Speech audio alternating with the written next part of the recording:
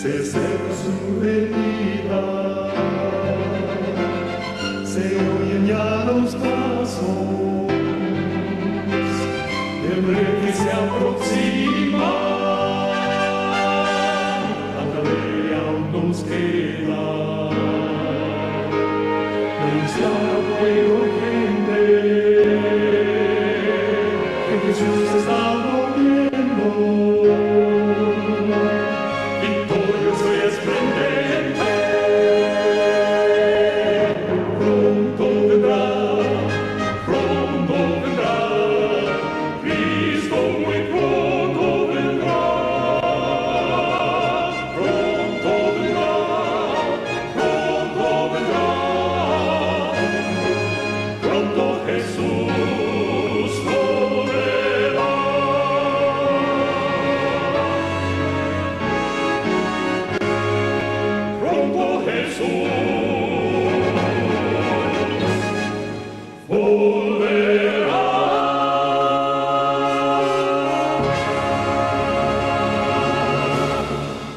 Los quiero invitar a abrir la palabra de Dios en el libro de Mateo, en el capítulo 5 y versículo 48.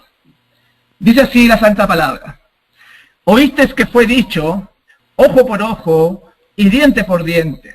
Pero yo os digo, no resistáis al que es malo, antes a cualquiera que te hiera en la mejilla derecha, vuélvele también la otra. Y al que quiera ponerte a pleito y quitarte la túnica, déjale también la capa. Y cualquiera que te obligue a llevar carga por 1 milla, ve con él 2. Al que te pida, dale. Y al que quiera tomar de ti prestado, no se lo rehuses. Oíste que fue dicho, amarás a tu prójimo y aborrecerás a tu enemigo. Pero yo os digo, amad a vuestros enemigos, bendecid a los que os maldicen, haced bien a los que os aborrecen y orad por los que os ultrajan y os persiguen, para que seáis verdaderamente hijos de vuestro Padre que está en los cielos, que hace salir su sol sobre malos y buenos, y que hace llover sobre justos e injustos. Porque si amáis a los que os aman, ¿qué recompensa tendréis? ¿No hacen también así los mismos los publicanos? Y si saludáis a vuestros hermanos solamente, ¿qué hacéis de más? ¿No hacen también así los gentiles? Sed pues vosotros perfectos, como vuestro Padre que está en los cielos es perfecto. Gloria a Dios por eso. Mis hermanos queridos, la Escritura nos presenta en estos textos de Mateo 5 el ideal que debemos llegar a ser como cristianos. El mensaje de esta noche tiene que ver con el mensaje final y la reforma pro salud. Y vamos a darnos cuenta que el objetivo de la reforma pro salud, de tener un buen cuerpo sano, es la proclamación del mensaje, es correcto. Pero lo más importante que se ha olvidado en este tiempo final es la bondad, es la misericordia, es el hablar amorosamente con la gente, no andando en pleito, no andando con disputas sin sentido, porque aquí la Escritura nos muestra, dice, al que te pida, dale, y al que quiera tomar de ti prestado, no se lo rehuses. ¿Es usted así de esa forma? Vamos a ver en esta noche cómo solamente aquellos que hayan logrado el carácter de Jesús van a poder dar el mensaje final. Y vamos a ver también cómo las enfermedades, o la reforma pro salud, o el dominio propio, la temperancia, también tienen que ver mucho en eso. Y el último versículo decía la norma divina, el estandarte que nos pone el Señor. Decía allí, sed pues vosotros perfectos, como vuestro Padre que está en los cielos es perfecto. El Señor no pide una norma menor, mi amigo que me escucha. En el mundo se está levantando una nueva generación.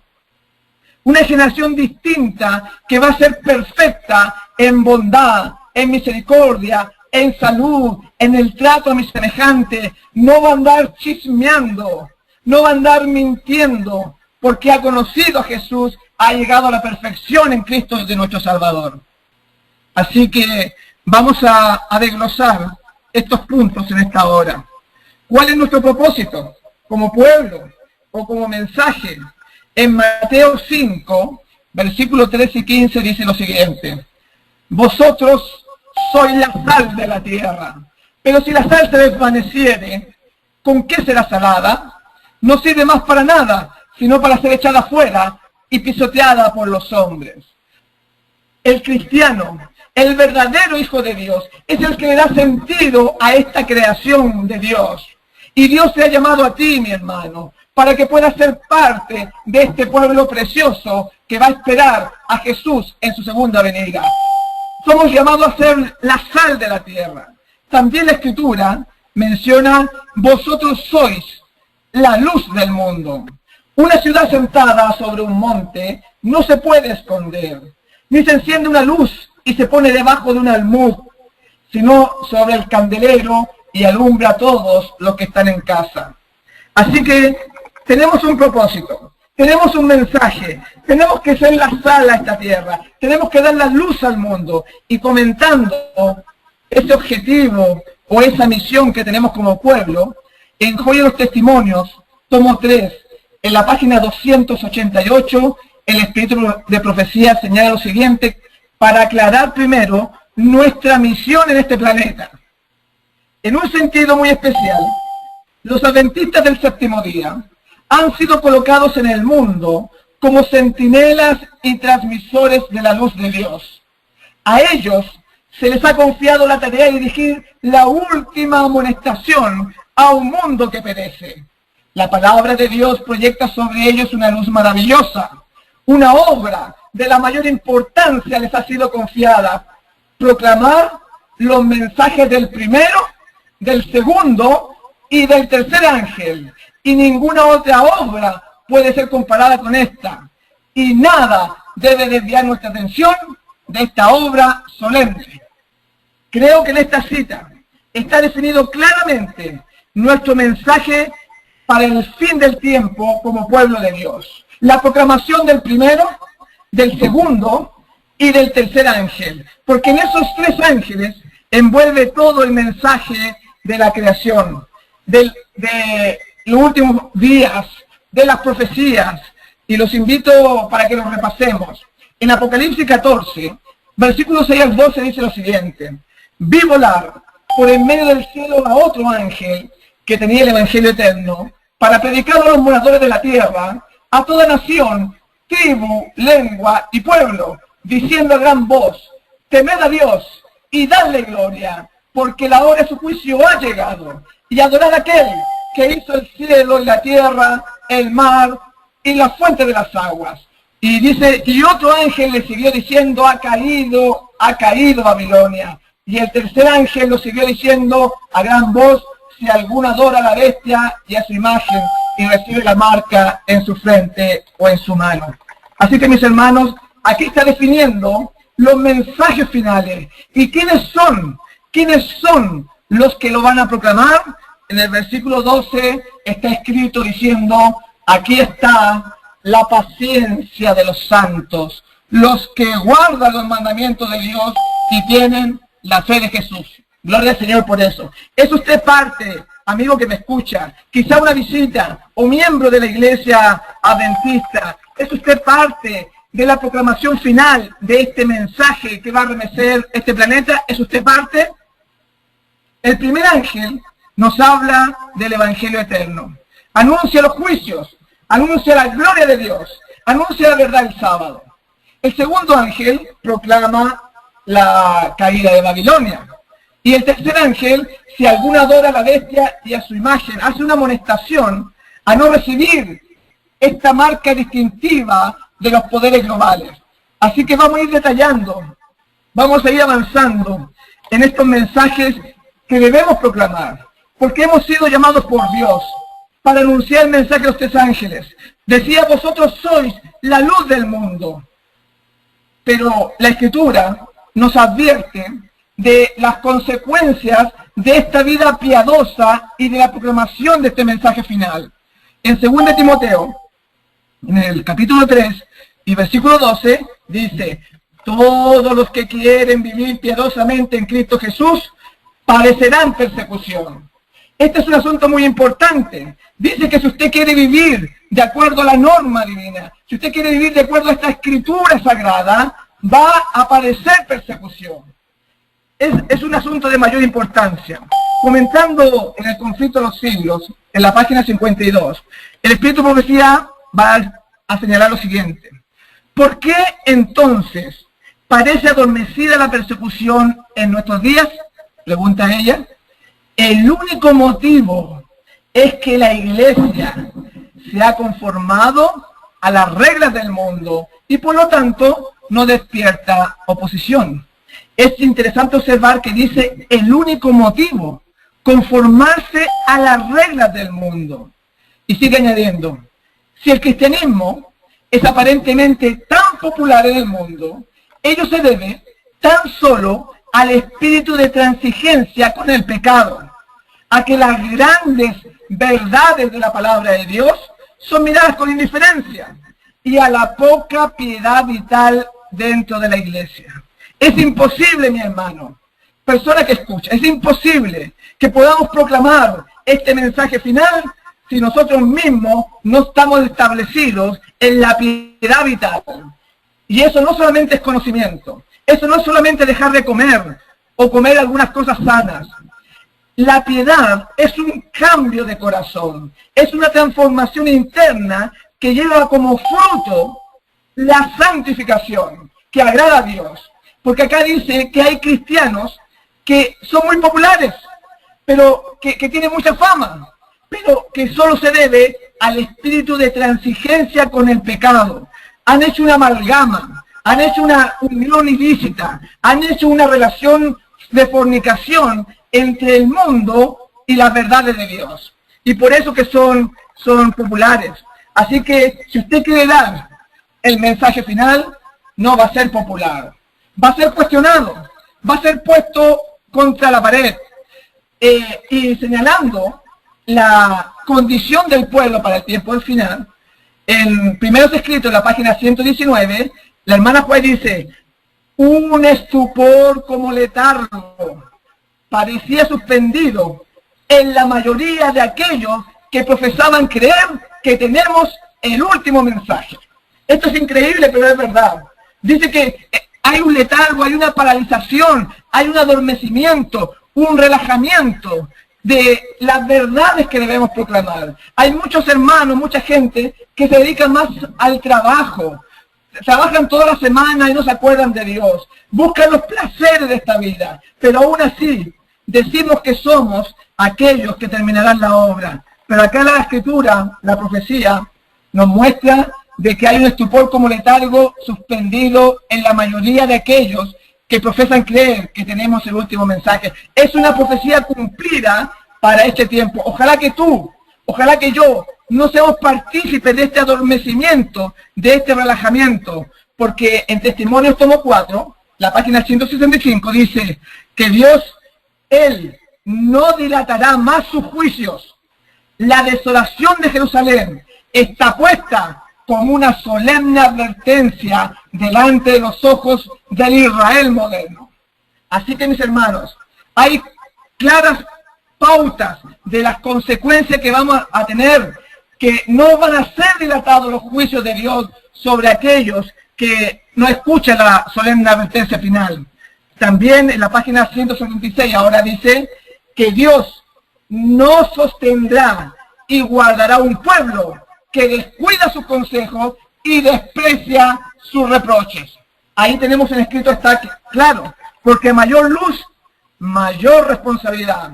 Así que los pecados de Babilonia van a ser desenmascarados, van a ser denunciados, así como lo hizo Elías, así como Juan el Bautista, que le costó la vida y lo mataron antes, que se paró delante del rey apóstata.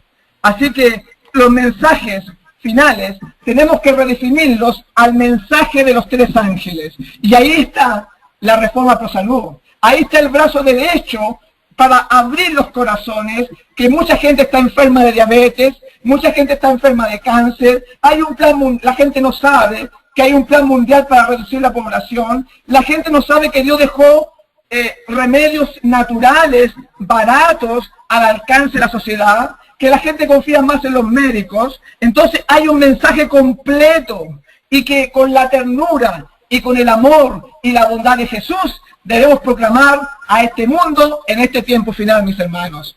Porque acá dice, ella comenta acerca de Elías, cuando se para delante del rey Acab. En Profetas y Reyes, página 103, nos habla de algo muy interesante. Dice así: yo, hablando Elías, yo no he alborotado a Israel, aseveró audazmente, sino tú y la casa de tu padre, dejando los mandamientos de Dios y siguiendo a los Baales. Y aquí viene la parte que nos interesa en cuanto al mensaje final que debemos dar. Dice así: hoy también es necesario que se eleve una represión severa, porque graves pecados han separado al pueblo de su Dios. Los suaves sermones que se predican con tanta frecuencia no hacen impresión duradera. La trompeta no deja oír su sonido certero. Los corazones de los hombres no son conmovidos por las claras y agudas verdades de la palabra de Dios.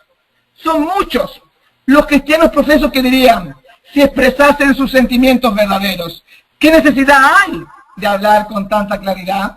Podríamos preguntar también, ¿qué necesidad tenía Juan el Bautista de decir a los fariseos, oh generación de víboras? ¿Quién nos enseñó a huir de la ira venidera? Lucas 3:7. ¿Había acaso alguna necesidad de que provocase la ira de Herodías, diciéndole a Herodes que era ilícito de su parte vivir con la esposa de su hermano? El precursor de Cristo perdió la vida por hablar con tanta claridad. ¿Por qué no podría haber seguido él su camino sin incurrir en el desagrado de los que vivían en pecado? Hacían orgullo los hombres que debieran haberse destacado como fieles guardianes de la ley de Dios, hasta que la política de conveniencia reemplazó la fidelidad y se dejó sin reprensión al pecado. ¿Cuándo, dice ella, cuándo volverá a oírse en la iglesia la voz de las reprensiones fieles? ¿Será usted el instrumento en su área, en su país, en esa área, en esa parte del mundo que necesita que los corazones escuchen la voz, el mensaje final? ¿Será usted la voz de aquel que proclama los graves pecados que han separado al pueblo de su Dios? Por eso que muchos predicadores, muchos ministros suavizan este mensaje, pero a Juan le tocó vivir en la mazmorra, le tocó estar en la cárcel, y ahí en la cárcel sucedió algo tremendo. En la cárcel su fe decayó. Así que en este tiempo final, aquellos que van a proclamar este mensaje final van a tener que tener una fe potente, una fe fuerte. ¿Y por qué decimos que Juan decayó su fe? Porque estando ahí con poco alimento, estando ahí encerrado, sin internet, sin celular, sin ninguna comodidad, dudó de Cristo y mandó a sus discípulos a preguntarle al maestro diciéndole, ¿eres tú aquel que iba a venir o esperaremos a otro? Imagínense cómo pudo provocar ese cambio en este hombre tremendo, el mayor de los profetas, en Juan el Bautista. ¿Cómo vamos a proclamar el mensaje final si nuestra fe es débil, si nuestra fe no ha pasado por pruebas, si no hemos salido airosos, victoriosos en las dificultades, en las enfermedades, en la falta de trabajo, en la pérdida de un hijo? ¿Cómo va a ser entonces? No es conocimiento, mi hermano. No confunda las doctrinas con la fe. El conocimiento, podemos tener mucho conocimiento, como de matemática, como de la astronomía, como de ingeniería. Podemos tener mucho conocimiento de la Biblia, pero la fe es una cosa totalmente distinta. Así que también hoy necesitamos mensajes directos. Los suaves sermones que se predican hoy es debido al espíritu de conveniencia, no por el amor a las almas. No nos confundamos, mis hermanos. Los ministros en Profetas y Reyes siguen diciendo, en la página 104, Los ministros que procuran agradar a los hombres y claman paz, paz, cuando Dios no ha hablado paz, debieran humillar sus corazones delante de Dios, del Señor, y pedirle perdón por su falta de sinceridad y de valor moral. No es el amor al prójimo lo que los induce a suavizar el mensaje que se les ha confiado, sino el hecho de que procuran complacerse a sí mismos y aman su comodidad. El verdadero amor se esfuerza en primer lugar por honrar a Dios y salvar las almas. Los que tengan este amor no eludirán la verdad para ahorrarse los resultados desagradables que pueda tener el hablar bien claro. Cuando las almas están en peligro, los ministros de Dios no se tendrán en cuenta a sí mismos, sino que pronunciarán las palabras que se les ordenó pronunciar y se negarán a excusar el mal o hallarle paliativo. Tremenda cita. Ahí nos habla de que los hijos de Dios verdaderos, ellos no van a callar, ellos no van a eludir la verdad. ¿Cuántas veces lo hemos visto bajo el manto de la prudencia? Que yo no quiero ofender, la verdad siempre, o un 90% ofende, mi hermano.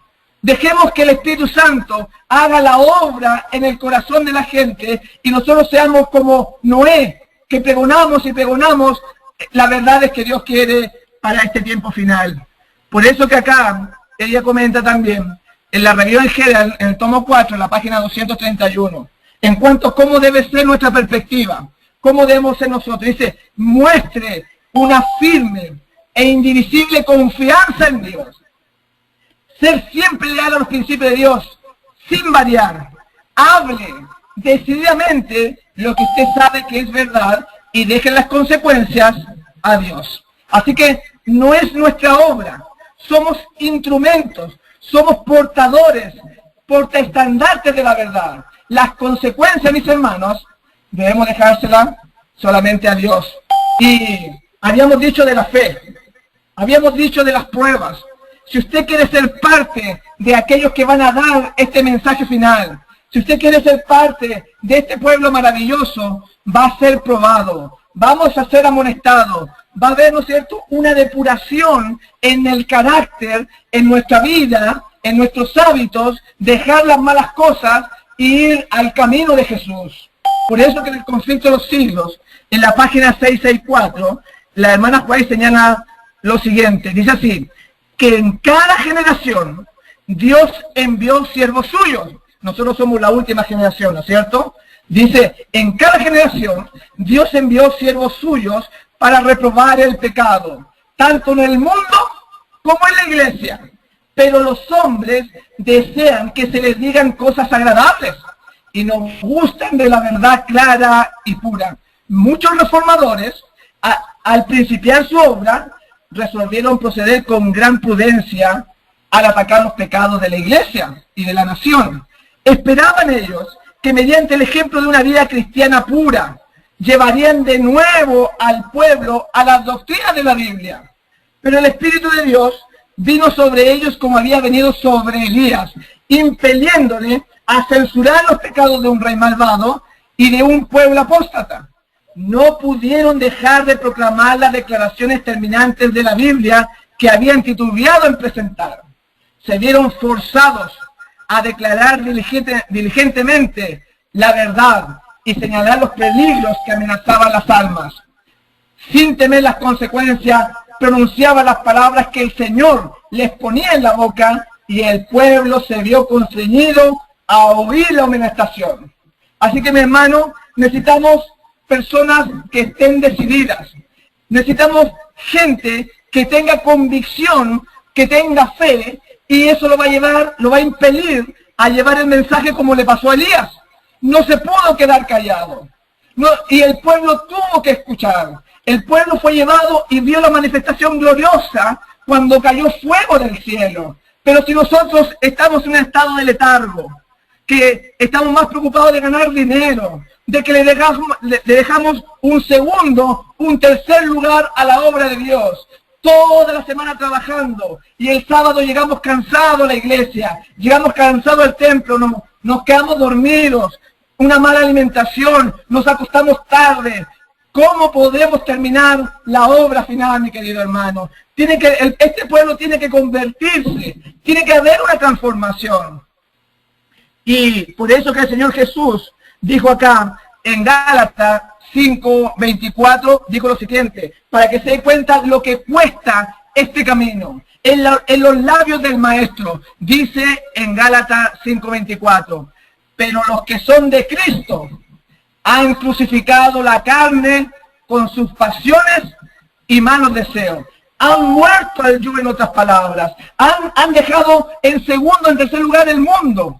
Pero hoy en día, lamentablemente, en el profeso pueblo de Dios, vemos que la universidad tiene más peso que la lectura bíblica. Vemos que las carreras que se imparten aniquilan la espiritualidad de nuestros jóvenes. Sin embargo, los enviamos, porque en el fondo todavía nuestras pasiones, todavía nuestros deseos carnales, de riqueza y de lo que sea, está vivo muy adentro de nuestro corazón. Pero Dios ha prometido, mi hermano, que se va a levantar un pueblo especial.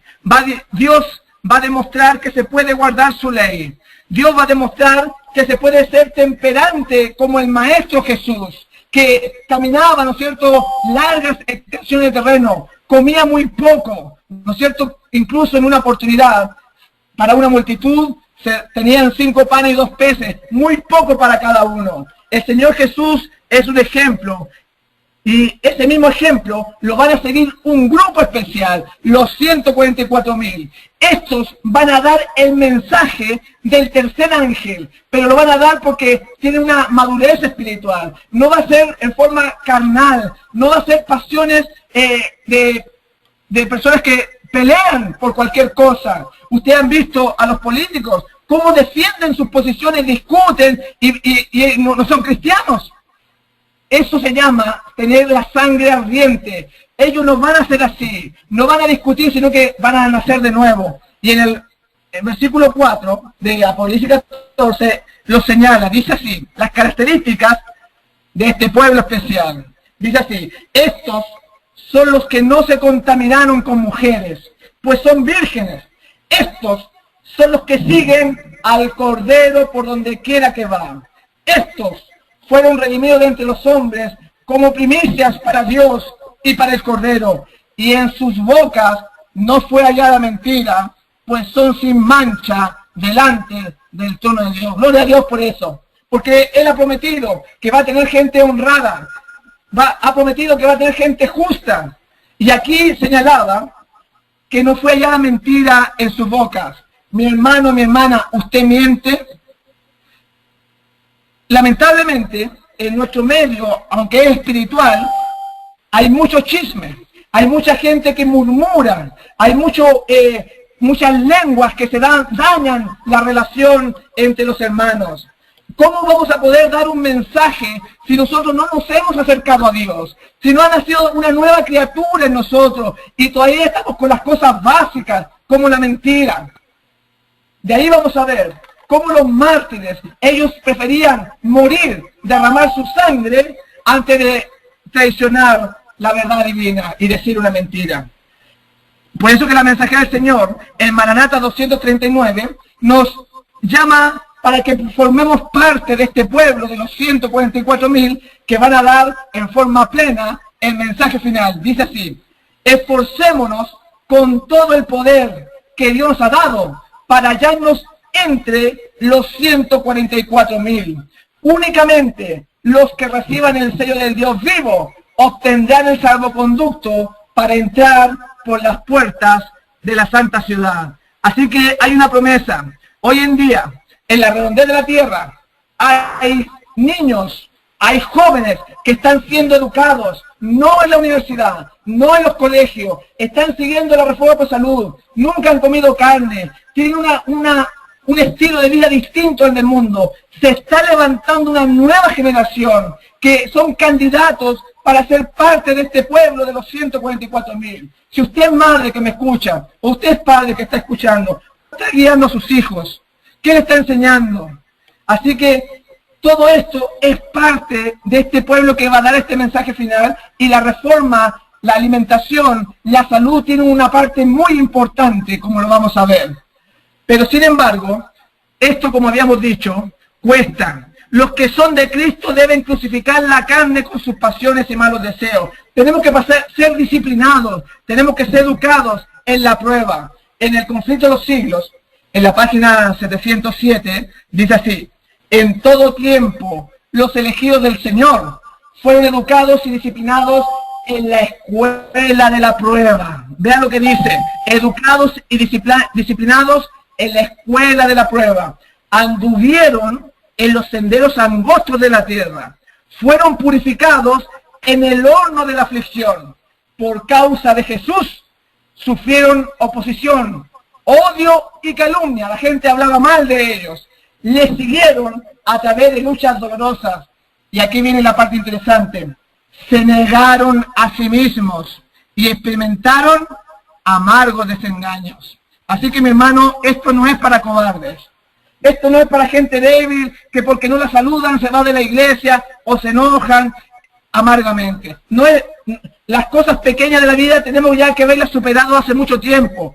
Porque el Señor nos quiere siempre. Los elegidos del Señor han sido educados y disciplinados en la escuela de la prueba. Aquí estamos para aprender. Estamos aquí para ser pulidos primeramente. Desde que usted se levantó hoy día en la mañana, se puso la ropa, se bajó de la cama, se puso la ropa, desde ese momento usted ha sido probado y yo también he sido probado. Muchas veces los hermanos, las personas, no se dan ni cuenta de ello. Pero desde que Adán cayó, se le dio un tiempo de vida, y aquí vamos a entender por qué existimos y por qué vivimos. Porque cuando Adán, en el Edén, cae, se le permitió un tiempo de vida para ver si acaso podía restablecerse a lo que Dios requería de la raza humana. Y nosotros cada día somos probados para ver si acaso somos dignos de esta redención también. Como en nuestra vida hemos aceptado a Jesús, lo hemos rechazado, vivimos de acuerdo a su carácter, a su obra y vida aquí en esta tierra. Y por eso les voy a leer Conflicto y Valor del 14 de enero, donde habla justamente esto, que nos va a hacer entender, para que nosotros como pueblo maduremos, para que ampliemos nuestra visión de qué somos, cuál es el propósito de Dios en esta tierra. Y ahí vamos a entender cómo dar este mensaje final. Dice así: después de la caída de Cristo, después de la caída, Cristo se convirtió en el instructor de Adán. Actuó en lugar de Dios para con la humanidad, salvando a la raza de la muerte inmediata. Tomó sobre sí el oficio de mediador. Y aquí viene la parte que nos interesa. A Adán y Eva se les concedió un tiempo de prueba para volver a su lealtad. Y en este plan se abarcó a toda su posteridad, de la cual nosotros formamos parte. Nosotros somos descendientes de Adán y Eva. Y entonces dice que se le dio un tiempo de prueba. Y cada día, cuando usted se levanta, somos probados. Somos fieles a su palabra. Somos luz del mundo, como dijimos recién. Somos la sal de la tierra. Proclamamos estos mensajes finales. Y vimos que tristemente que dice que hay un letargo, un adormecimiento en nuestro medio. En la Biblia hay muchos casos que nos señalan que en realidad tenemos muy poca fe, que la gente confunde el conocimiento con la fe. Un hombre en la prueba se ve si acaso realmente está con Dios o no está con Dios. Voy a poner el caso del padre de la fe. Voy a comentar un poquitito aquí con el Espíritu de Profecía el caso de Abraham, aquel hombre que le creyó a Dios y que la Escritura dice que le llamó amigo de Dios, que le dio un hijo ya cuando estaba casi muerto. Y se le denomina el padre de la fe. Pero sin embargo, el padre de la fe, nos vamos a dar cuenta de que no tenía fe. ¡Qué increíble! No tenía fe. Vamos a leer un poquito acá. Porque él falló ante las pruebas que se le habían puesto cuando es puesto delante de Faraón, diciendo que Sara era su hermana. Bueno, vamos a leer un poquito. En Patriarca y Profeta, página 141, y vamos a entender cómo poder llegar a ser un pueblo maduro para poder proclamar estos mensajes, que mucha gente piensa que es de teoría. El conocimiento es importante, pero tiene que haber una restauración interna de nuestro corazón. Tiene que haber amor, bondad, piedad, misericordia, en el trato mutuo con los demás, con todo. Así que Abraham, vamos a leer la cita. Abraham había aceptado sin hacer pregunta alguna la promesa de un hijo, pero no esperó, escuchen bien, dice así, pero no esperó a que Dios cumpliese su palabra en su oportunidad y a su manera. Fue permitida una tardanza para probar su fe en el poder de Dios, pero fracasó en la prueba. Fíjense que Abraham está siendo probado, como habíamos dicho, que desde Adán hasta nosotros, cada día somos probados. Pero dice acá que fracasó en la prueba, pensando Abraham que era imposible que se le diera un hijo en su vejez. Entonces Sara sugirió, como plan mediante el cual se cumpliría el propósito divino, que una de sus siervas fuese tomada por Abraham como esposa secundaria. Miren qué interesante. Quizás muchos de nosotros hemos estado en la situación de Abraham. Ante determinadas circunstancias que se requiere fe, hemos buscado un plan alternativo con nuestra sabiduría humana, pensando de que Dios lo va a probar cuando Dios desea que vivamos en la fe y confiemos en Él. Y en este caso, Sara sugirió como un plan mediante el cual se cumplía el propósito divino, que una de sus siervas fuese tomada por Abraham como esposa secundaria. Y aquí ella comenta, la poligamia se había difundido tanto que había dejado de considerarse pecado, violaba, sin embargo, la ley de Dios y destruía la santidad y la paz de las relaciones humanas. Mis hermanos, la Escritura no cambia de acuerdo a la moda. Mis queridos hermanos, la voluntad de Dios no cambia de acuerdo a los nuevos tiempos. La palabra de Dios es eterna y confiamos en que Dios en su sabiduría adecuó esa palabra para ayer, para hoy y para el futuro. Siempre esa palabra tiene vigencia. No podemos decir que antes, cuando existía la pareja de casamiento entre hombre y mujer, era bueno, ahora es malo. No, la palabra de Dios no cambia. Ahora sigue siendo malo el casarse mujer con mujer o hombre con hombre, mis hermanos. La palabra de Dios es eterna. La fe de este pueblo que va a proclamar este mensaje final va a estar cimentada 100% en un escrito está. Y aquí, lamentablemente, señala la historia de que Abraham falló.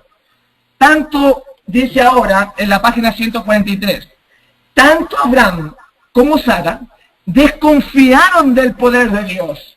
Y este error fue la causa del matrimonio con Agar. Dios había llamado a Abraham para que fuese el padre de los fieles. Y su vida había de servir como ejemplo de fe para las generaciones futuras. Y aquí viene la bomba, ¿no? Esta frase. Pero su fe no había sido perfecta. Qué tremendo, mi hermano. Leímos en Mateo 5:48 que el Señor Jesús dijo, sed pues vosotros perfectos, como vuestro Padre que está en los cielos es perfecto. Y ahora encontramos de que Abraham no era perfecto. ¿Ustedes creen que Abraham y nosotros somos distintos? ¿Ustedes creen que el grado de fe para los seres humanos es distinto de acuerdo a la raza, de acuerdo a la costumbre, de acuerdo a los tiempos? No es así. Hay una meta, hay una norma, hay un blanco para cada ser humano. Ese blanco se llama Jesús. La vida de Jesús en nosotros, su bondad.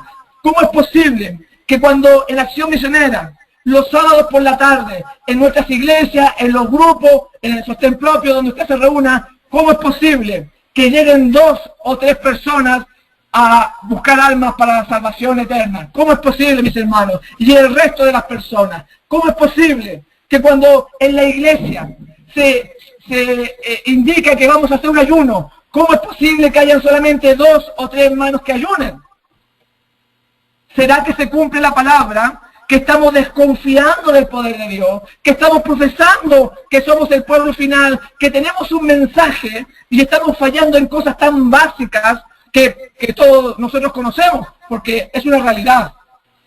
Eso no es extraño, porque acá dice que Abraham como Sara desconfiaron de Dios, y este error fue la causa del matrimonio con Agar. Dios había llamado a Abraham para que fuese el padre de los fieles.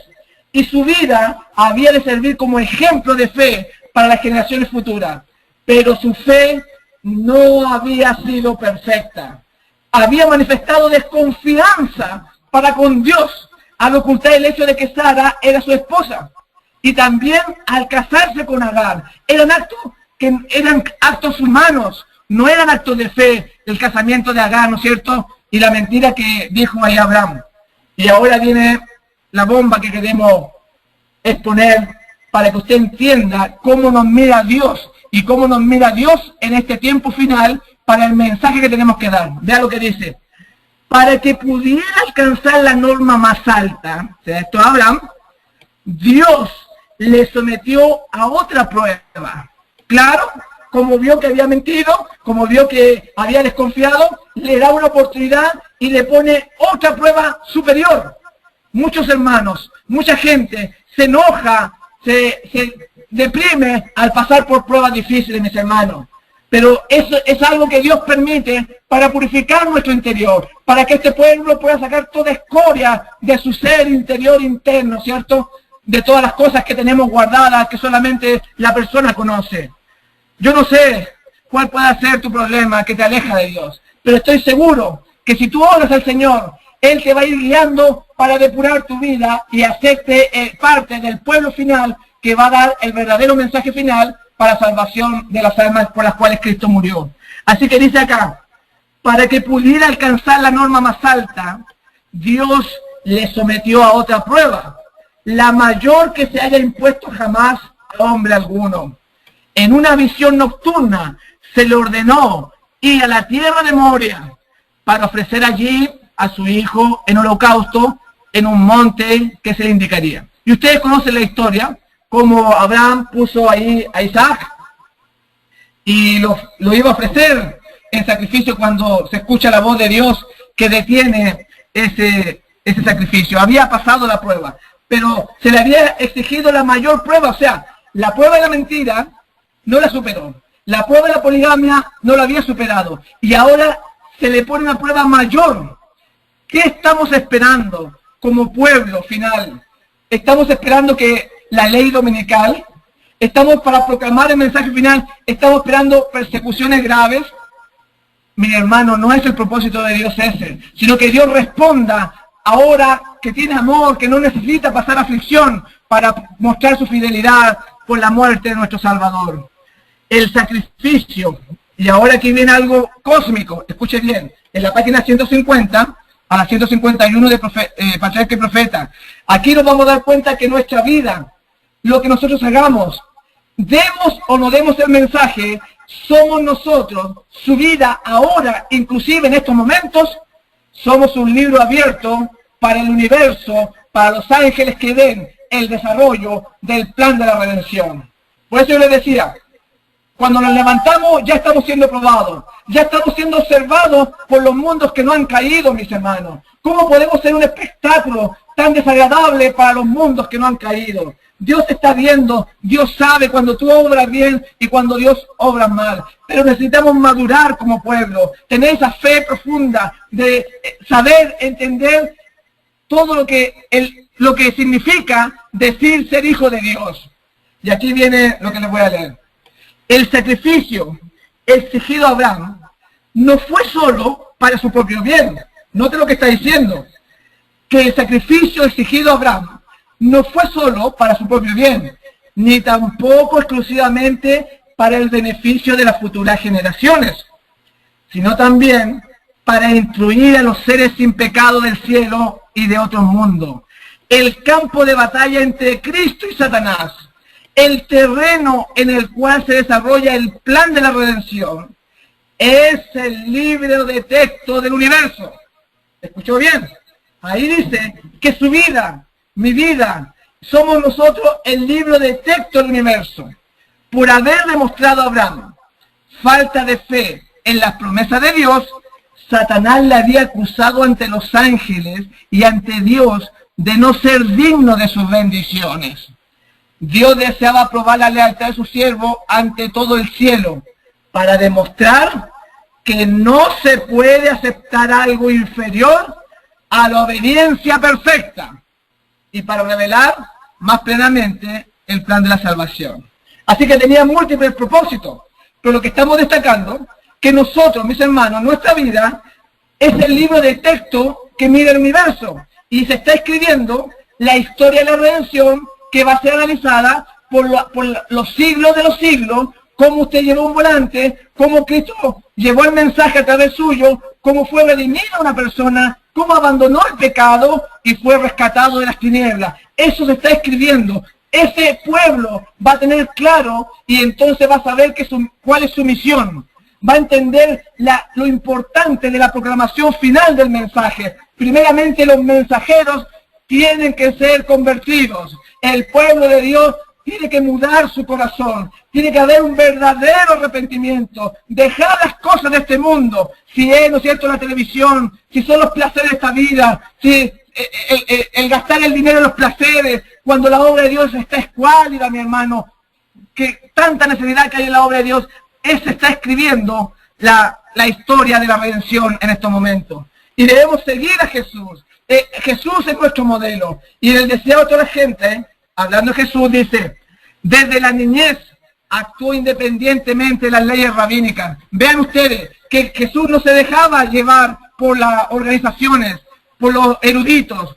Las escrituras del Antiguo Testamento eran su constante estudio y estaban siempre sobre sus labios un así dice Jehová. Tú eres como el maestro, mi hermano, mi hermana, o hay que enseñarte. Tú eres, ¿no es cierto?, luz a los demás. Acá dice que desde cuando era pequeño, que tenía poco de edad, dice que Jesús ya era independiente de las leyes rabínicas. Pero por el tiempo vamos a ir avanzando y vamos a tocar ahora el caso de Juan. Juan el Bautista dice que en Mateo 3:13, entonces Jesús vino de Galilea a Juan el Jordán para ser bautizado por él. Este hombre representa al pueblo de Dios en el tiempo del fin, así como lo representa Elías, Tisbita, el Elías del Antiguo Testamento. Y vamos a ver de cuáles eran las cualidades de este hombre y cómo la reforma pro salud, cómo el dominio propio, cómo la temperancia lo hicieron tener una claridad mental, apartarse a la naturaleza y tener una vida abstemia, que hoy el mundo nos enseña una vida llena de placeres y de comodidades. Juan el Bautista se alejó al desierto. En Lucas 1:80 dice, y el niño crecía y se fortalecía en espíritu, y estuvo en lugares desiertos hasta el día de su manifestación a Israel.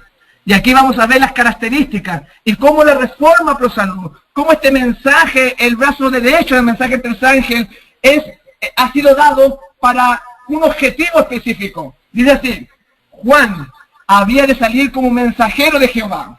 Noten, el mensajero de Dios, para comunicar a los hombres la luz de Dios. Debía dar una nueva dirección a sus pensamientos, debía enseñarles, ¿no es cierto? Y sigue diciendo, debía hacerles sentir la santidad de los requerimientos de Dios y su necesidad de la perfecta justicia divina. Un mensajero tal debía ser santo, debía ser templo del Espíritu de Dios. A fin de cumplir su misión, debía tener una constitución física sana y fuerza mental y espiritual. Así que la reforma pro salud, la salud física, la salud mental, la salud espiritual, es parte de las características del mensajero final para este tiempo, mis hermanos. Por eso que es tan importante estudiar los tratamientos, por eso que es tan importante saber muchas cosas del cuerpo humano. Y dice acá, por lo tanto, le sería necesario dominar sus apetitos y pasiones. Noten que siempre los hombres de Dios han tenido estas características. Debía poder dominar todas sus facultades. Noten lo que está diciendo. No está hablando solamente del comer. Quizás podríamos agregarle los hábitos. Acostarse temprano, hacer ejercicio, qué sé yo, tanta cosa para poder mantener todas sus facultades, poder tener dominio perfecto. Para poder permanecer entre los hombres. Tan inconmovible. Aquí va a mostrar el propósito de la reforma pro salud. El propósito de tener un cuerpo sano. Para poder permanecer entre los hombres tan inconmovible frente a las circunstancias que le rodean, como las rocas y montañas del desierto. En el tiempo de Juan el Bautista, la codicia de las riquezas y el amor al lujo y la ostentación se habían difundido extensamente. Los placeres sensuales, banquetes y borracheras estaban ocasionando enfermedades físicas y degeneración. Si ustedes creen de que en los tiempos de Juan era necesario una restauración por las borracheras, por todos los banquetes, ¿cómo será hoy en día? ¿Qué diría hoy en día el Espíritu Profecía con todas las cosas que estamos viendo por televisión, por todas las cosas que están ocurriendo en el mundo? Lujuria, codicia, el amor al lujo, la ostentación. ¿Quién tiene el carro más caro? ¿O quién tiene la casa más hermosa, mis hermanos? Juan no solamente era abstemio en cuanto a alimentos, sino que su sencillez, su humildad, su carácter, hacía que las personas iban donde el precursor de Cristo. Muchas veces la gente huye de nosotros, porque no ve en nosotros un hombre de Dios, no ve en nosotros una mujer de Dios, cómo nos vestimos, cómo hablamos. Dice que el hablar del maestro cuando le enseñaba a sus discípulos, dice, tú eres, cuando se le dijo a Pedro, tú eres uno de sus discípulos porque hasta tu hablar te delata. Ellos habían aprendido hasta hablar distinto, mi hermano. ¿Qué es lo que es para usted la religión? ¿Qué está haciendo su cristianismo en este tiempo final? ¿Es solamente una pantalla? ¿Es solamente una foto, una fantasía, algo muerto, sin vida, que parece, pero no da fruto? ¿Qué es lo que es, mi hermano? El objetivo de comer sano es tener una herramienta para ayudar a nuestro prójimo, es verdad. El objetivo de tener, ¿no es cierto?, la reforma por salud es para tener mejor salud, es verdad. Pero también es para dar una nueva dirección a los pensamientos de esta generación, con una vida austera, con sencillez en nuestro vestimento, en nuestro hablar. Debía poder dominar todas sus facultades, sigue diciendo ella, para poder permanecer entre los hombres. Y aquí viene la clave, porque viene la ley dominical, vienen pruebas sobre el pueblo de Dios. ¿Cuál es el objetivo de este régimen alimenticio? Permanecer entre los hombres tan inconmovibles frente a las circunstancias que nos rodeasen, como las rocas y montañas del desierto. O sea, que nada nos sacuda, ni el debacle económico que va a venir, ni la ley dominical, ni la subida del petróleo, los ataques de ISIS o este nuevo gobierno mundial. Los hijos de Dios verdaderos le van a mantener como las rocas y las montañas del desierto, dice esta cita. En el tiempo de Juan el Bautista, la codicia de la riqueza y el amor al lujo y la ostentación se había difundido extensamente.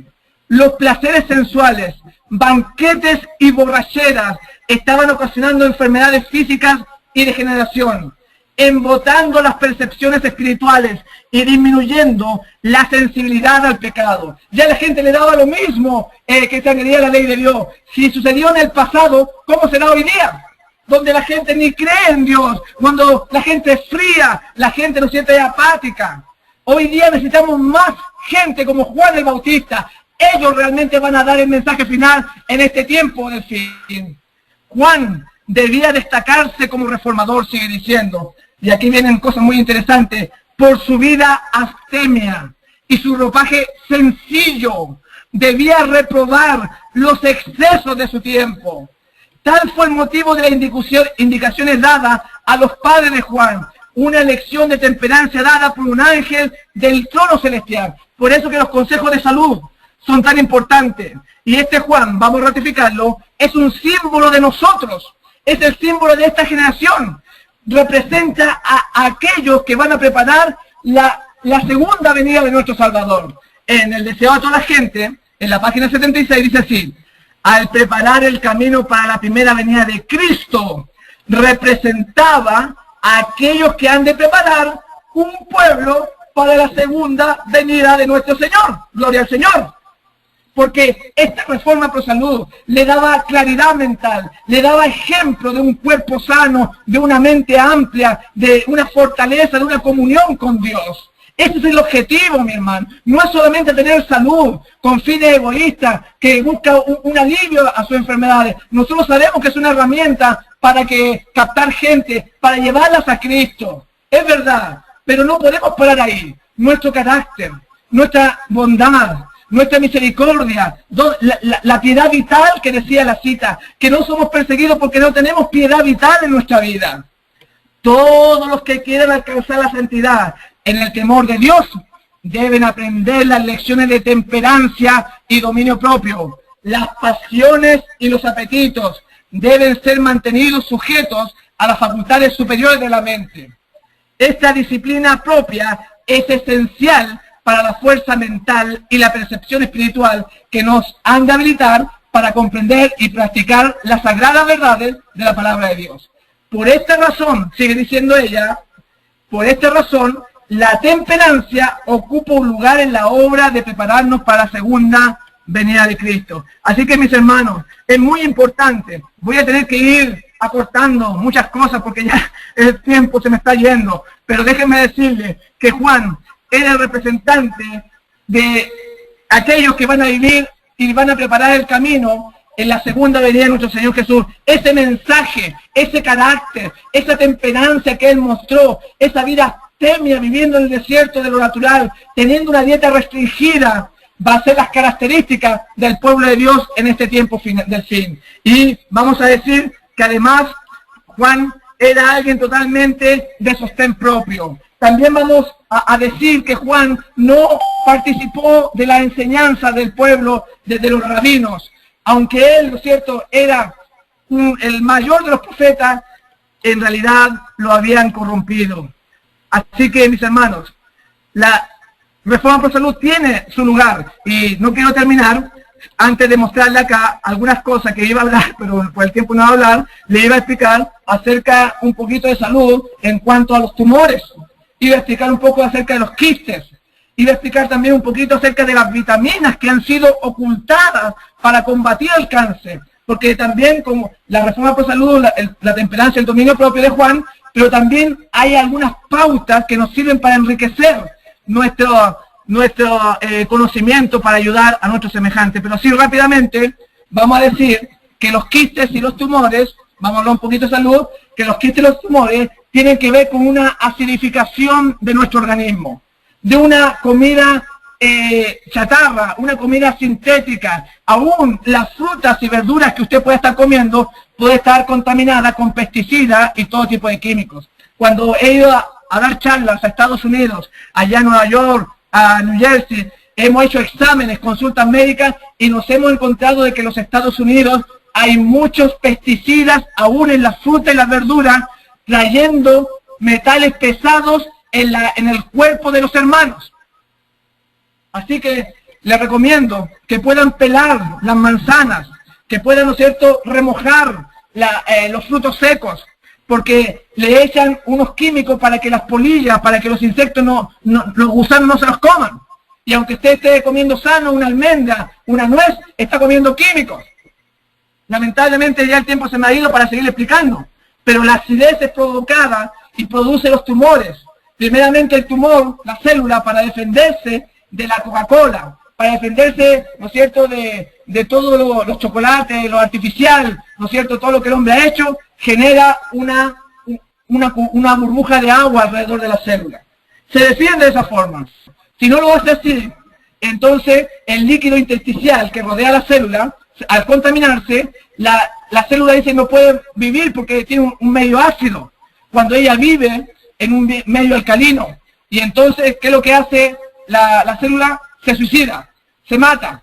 Y por eso que tenemos fibrosis quística, qué sé yo, fibrosis pulmonar, porque al tener acidez, ¿no es cierto?, en el cuerpo, las células empezaron a suicidarse y se murieron.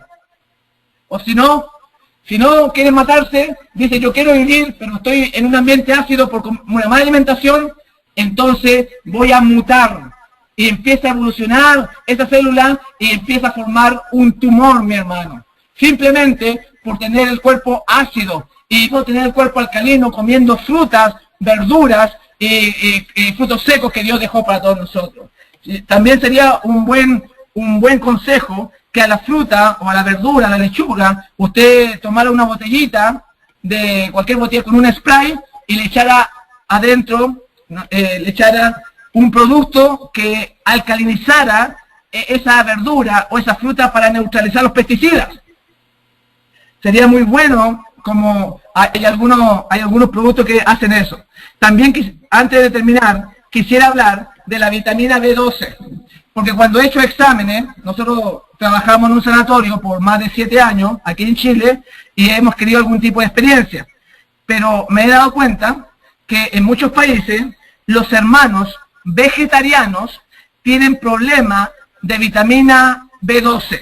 Si usted ha dejado de comer carne, huevo, pollo por más de 4 o 5 años, le recomiendo, mi hermano querido, en cualquier parte del mundo donde usted esté, que vaya y se haga un examen para medirse la vitamina B12.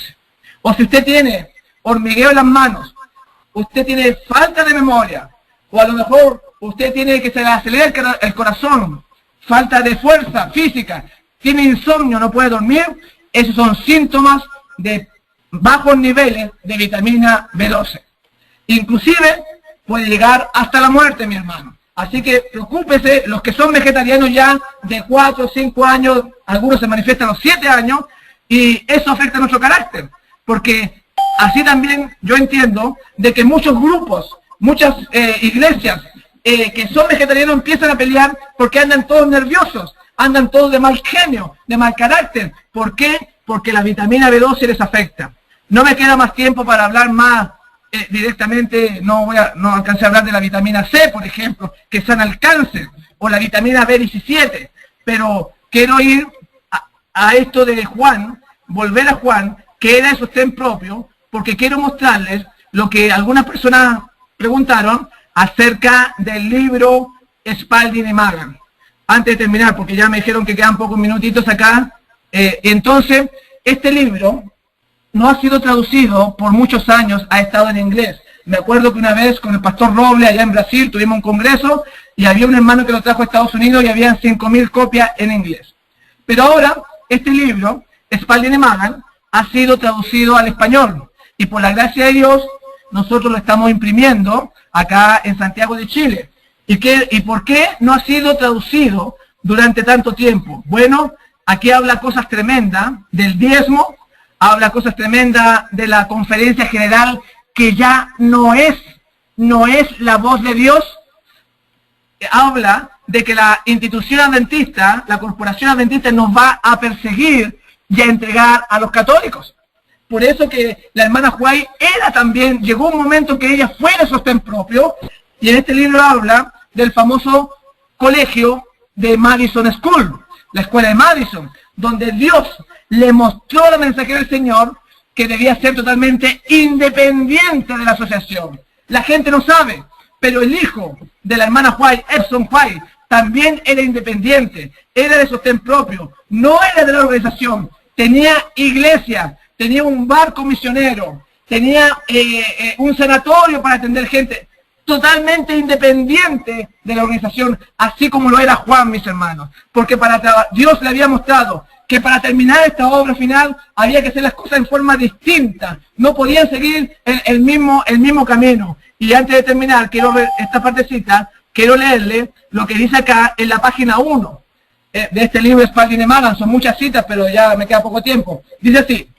vi que la iglesia nominal, escuchen bien, y los adventistas nominales, como Judas, nos traicionarían y entregarían a los católicos para obtener la influencia de ellos e ir en contra de la verdad. Los santos entonces serían un pueblo oscuro, poco conocido de los católicos. Acá se está refiriendo que la iglesia nominal, que los adventistas nominales va a traicionarnos, va a traicionar al pueblo de Dios y nos va a entregar a los católicos. Alguien podría pensar que la conferencia general es un pueblo oscuro, poco conocido de los católicos. Cuando se hace ecumenismo, es la conferencia general un pueblo desconocido para los católicos. En el año 1977, la iglesia adventista regala un medallón de oro al Papa Pablo VI. ¿Cómo van a ser desconocidos? En el año 1997, el director de libertad religiosa de la corporación adventista le estrecha la mano al Papa Juan Pablo II. ¿Cómo van a ser desconocidos ellos de los católicos? John Paulsen, presidente de la conferencia general, fue discípulo del Papa Benedicto XVI. El Instituto de Investigación Bíblica de la Organización Adventista liderada por Ángel Rodríguez, visita el Vaticano con una delegación de pastores. ¿Cómo van a ser desconocidos ellos de los católicos? Los jesuitas entregan charlas en las universidades adventistas, el CETAI, etcétera, etcétera. Hay muchas citas que habla este libro que son tremendas. Así que, mis hermanos, el mensaje final va a ser dado. Ya me quedan poquitos minutos. Pero nosotros, se requiere edificar en nuestro corazón hombres leales, mujeres leales que puedan dar este mensaje, que no estén enfermos, que conozcan su cuerpo, este templo maravilloso que es donde quiere habitar el Espíritu Santo, que sean rectos con su carácter, con personas que cumplen su palabra. Incluso se ve en la iglesia, dice, juntémonos en tal parte a tal hora, y no llegan nunca los hermanos, porque no somos palabras, no somos personas rectas en nuestro vivir.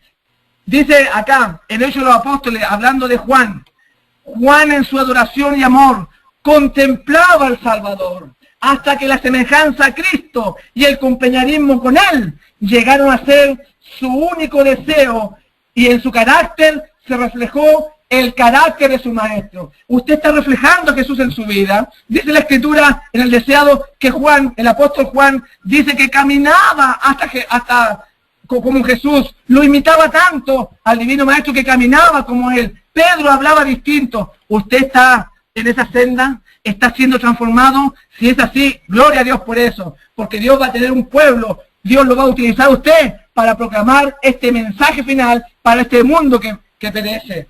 A los que mataban en la Edad Media, dice en el conflicto de los siglos, no se les acusaba de holgazanes, ni de deshonestos, ni de desordenados, pero se declaró que tenían una apariencia de piedad y santidad que seducía a las ovejas del verdadero rebaño. Vamos a ser perseguidos por el sábado, es verdad, pero también el pueblo de Dios verdadero final, que va a dar el mensaje, va a ser perseguido porque van a tener una apariencia de piedad. Van a ser como Esteban, que se podía ver como la cara de un ángel que estaba delante de los fariseos y de los saduceos. La santidad, mi hermano, tiene que ver con la bondad, con el amor. Es verdad, hay cosas que hay que dejar de comer, hay hábitos que dejar a un lado, pero en realidad lo que más importa es una transformación de nuestro corazón. Dice que en sus bocas no fue hallada mentira, pues son sin mancha delante de Dios. ¿Tenemos alguna mancha en nuestra vida? Cada uno lo sabe, cada uno sabe dónde tiene que hacer los cambios. Hablando de Saúl, la Escritura dice en 1 Samuel 10:9, un hombre que todos sabemos que se perdió, para que veamos la importancia de mantenernos con Jesús cada día, cada hora, cada minuto. Dice así, aconteció, hablando de Saúl, 1 Samuel 10:9, aconteció luego que al volver él la espalda para apartarse de Samuel, le mudó Dios su corazón, y todas estas señales acontecieron en aquel día.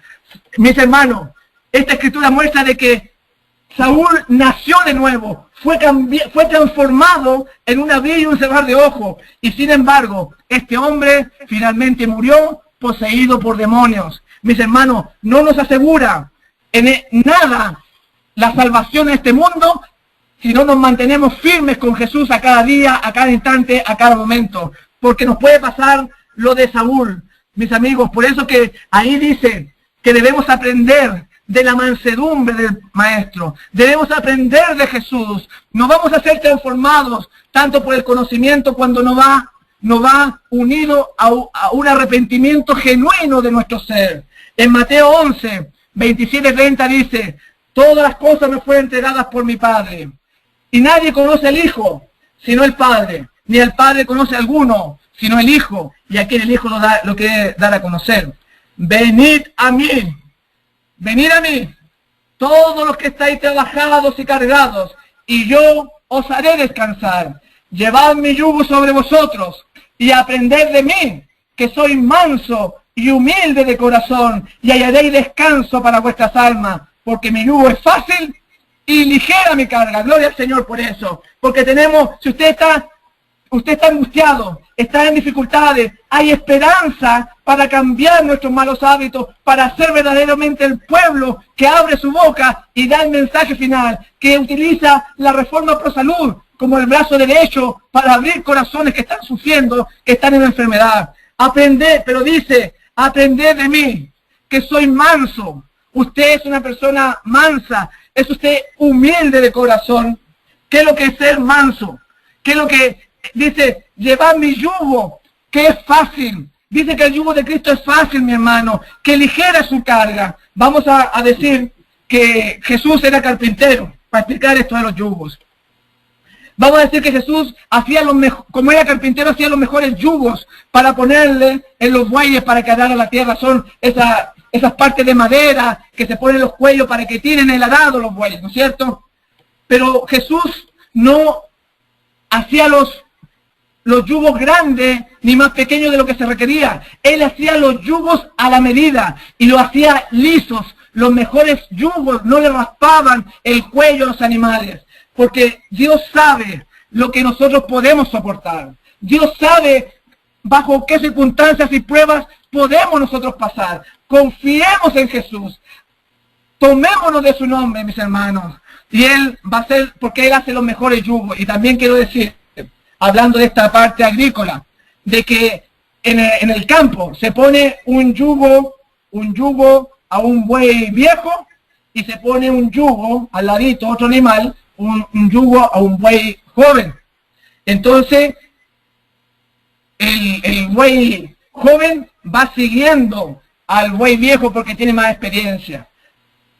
Podríamos decir que ese buey viejo es Jesús y nosotros somos el buey nuevo, el buey joven que no sabe, porque si usted tira al buey joven por ahí a los campos, va a dejarle todas las líneas malas, pero si va al lado con alguien que tiene experiencia, ese buey lo hace mejor.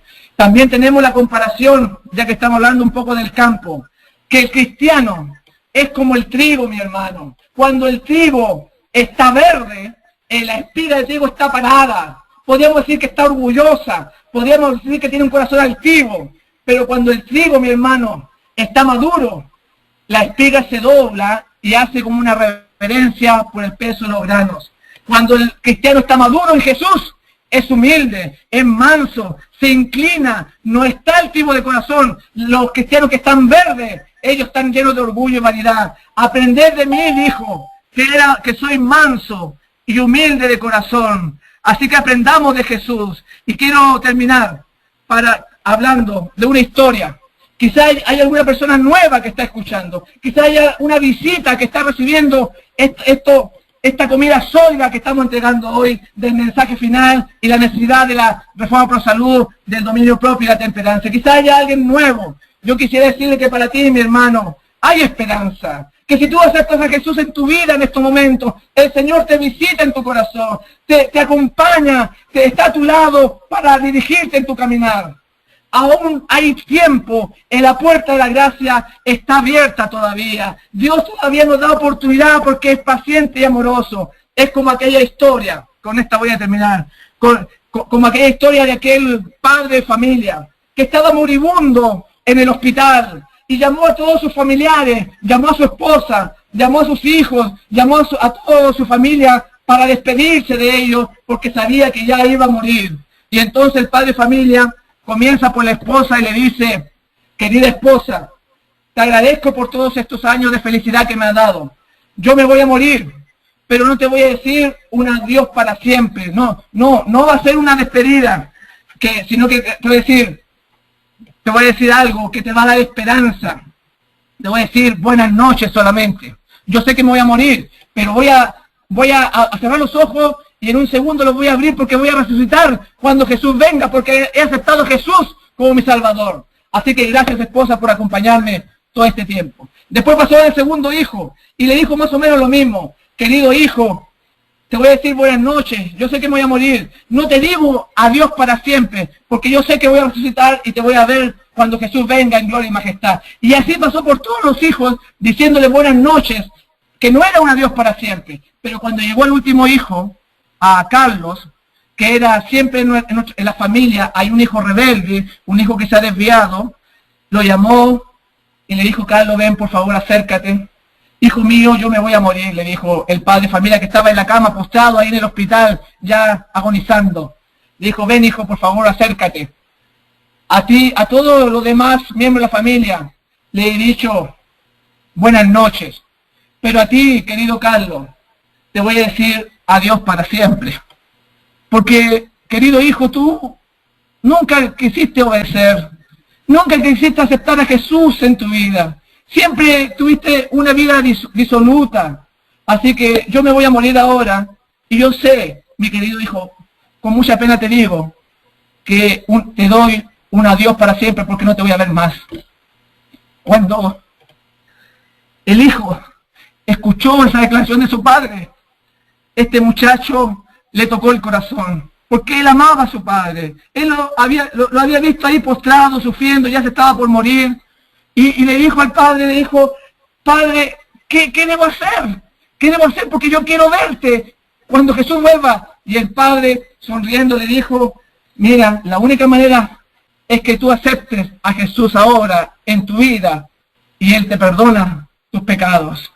Él echa en lo profundo del mar toda tu vida pasada. Y este muchacho, reflexionando lo que había hecho, le dijo, padre, yo quiero aceptar a Jesús en mi vida en estos momentos. Entonces el padre sonrió feliz. Entonces Carlos le dijo a su hijo Carlos, entonces Carlos, no te voy a decir un adiós, no te voy a decir un adiós para siempre, sino que te voy a decir buenas noches, porque yo sé que algún día te voy a ver entre los redimidos cuando Jesús vuelva en gloria y majestad. Esta historia, mis hermanos, se llama Buenas noches o Adiós para siempre. Esta es una historia verdadera. ¿Cuál será tu destino? ¿Cuál será tu decisión? Ojalá que cada uno de nosotros, cuando nos muramos, si es que nos morimos antes de que Cristo venga, pueda ser solamente una buena noche, porque sabemos que Dios nos va a volver a la vida. Yo agradezco al Señor por esta oportunidad de compartir esta palabra con ustedes, y que el Señor Jesús les bendiga ricamente.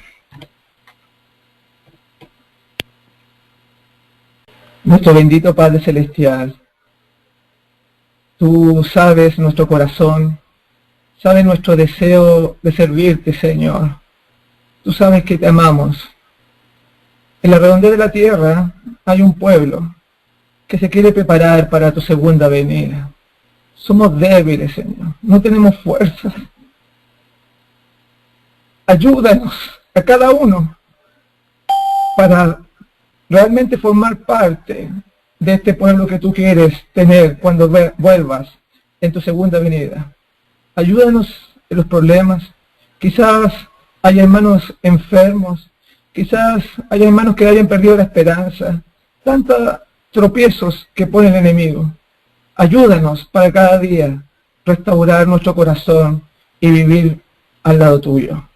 Te agradezco, Señor, por estos hermanos de Boston, que tú les sigas dirigiendo y bendiciendo por la obra que ellos desean hacer de preparar un pueblo para tu segunda venida. Escucha nuestras súplicas de cada corazón que está conectado ahora a Internet. Escucha, Señor, nuestras necesidades. Sabemos que tú eres un Dios de amor y en ti podemos confiar. Gracias porque todavía hay tiempo para arrepentirnos y volver a las sendas antiguas. Gracias por esta oportunidad. Te lo pedimos, no porque haya mérito en nosotros, sino en el nombre de Jesucristo, nuestro Salvador. Amén.